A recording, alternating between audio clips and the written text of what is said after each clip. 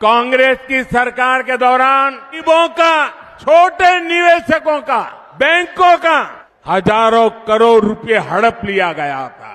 तो खुशी होगी साथियों, ये भ्रष्टाचारियों की संपत्ति जब्त करके। नमस्कार मित्रगणों, सहारा के निवेशकों के लिए अच्छी खबर भी है और थोड़ा पॉलिटिकल भी खबर है। देश के गृह मंत्री अमित शाह ने कई बार कहा था निवेशकों को 3 महीने में पैसा मिलेगा। अभी तक 20,000 के अंदर वालों को छोड़ के किसी का पैसा भी नहीं आया और अधिकतर उन लोगों का नहीं आया है। लेकिन इस बीच सुप्रीम कोर्ट ने ऑर्डर कर लगभग 10 करोड़ डिपॉजिटरों को अपना पैसा वापिस देने का निर्णय किया है, जिससे सहारा ग्रुप के सारे डिपॉजिटर को अपना पैसा वापिस मिलेगा। देश के प्रधानमंत्री नरेंद्र मोदी का भी मैं बयान भी सुनाऊंगा। उन्होंने मेरठ रैली में बयान दिया है कि निवेशकों के एक एक पैसे को लौटाने के लिए नरेंद्र मोदी अपना जी जान लगा देंगे। यानी 2014 उन्होंने कांग्रेस की सरकार पर भी निशाना साधा और कहा कि निवेशकों का पैसा उनकी नीतियों की वजह से डूबा या नहीं मिला। हमारी सरकार कंपनियों का और अलग अलग सोसाइटियों का पैसा लौटाने के लिए प्रतिबद्ध है और वो लौटाने के लिए जी जान लगा देंगे।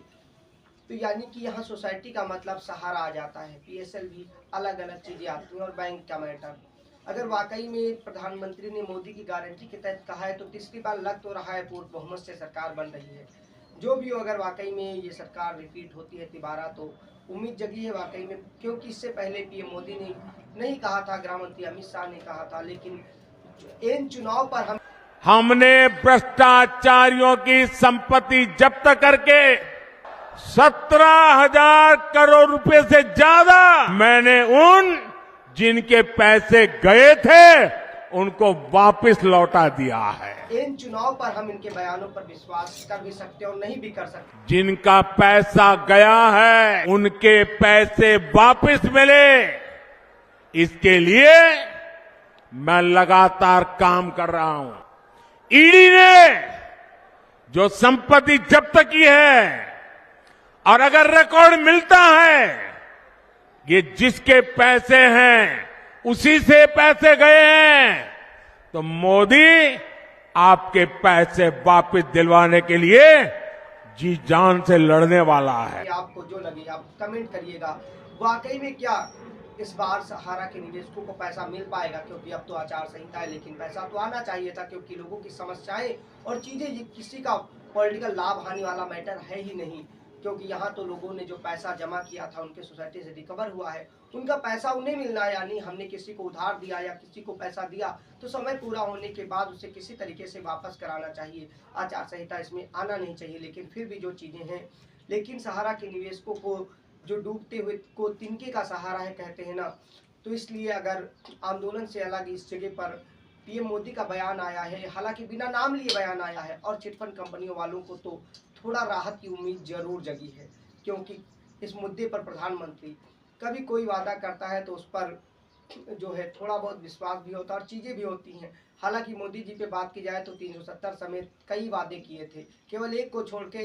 हालांकि वो 15 लाख वाला जिसकी बात होती है कि ब्लैक मनी आएगी तो दिया जाएगा, ये पॉलिटिकल बयानबाजी भी है, क्योंकि हर किसी को देने की बात ही थी। लेकिन आया नहीं आया विपक्ष का मुद्दा है। लेकिन सहारा के जिनका पैसा लोगों की, कंपनियों के पास, सोसाइटी के पास है, वो पैसा पीएम मोदी अगर देश के अन्य सरकार चाह जाए तो वापस करा सकते। इसमें स्टेट सरकारों के पास भी पावर है, वो चाहे पक्ष की हो या विपक्ष की हो, चाहे यूपी की हो, चाहे उड़ीसा की हो, चाहे झारखंड की हो, चाहे पंजाब की हो, चाहे बिहार की हो या फिर छत्तीसगढ़ की।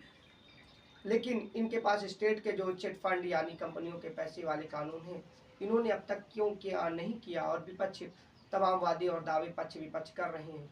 उम्मीद है आप इस बयान को कैसे देखते हैं सहारा के निवेशकों के लिए केवल यही है। बाकी तो अपडेट में पोर्टल कभी चलता है, कभी नहीं चलता है, कभी पोर्टल पे रिसबमिशन होता है, कभी किसी में डिफिशिएंसी आती है, किसी में क्या समस्या आती है।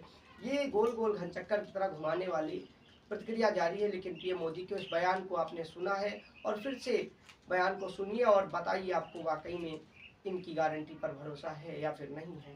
हालांकि बयान बिना नाम लिए है, लेकिन इस बयान के दायरे में सब कुछ आ जाता है।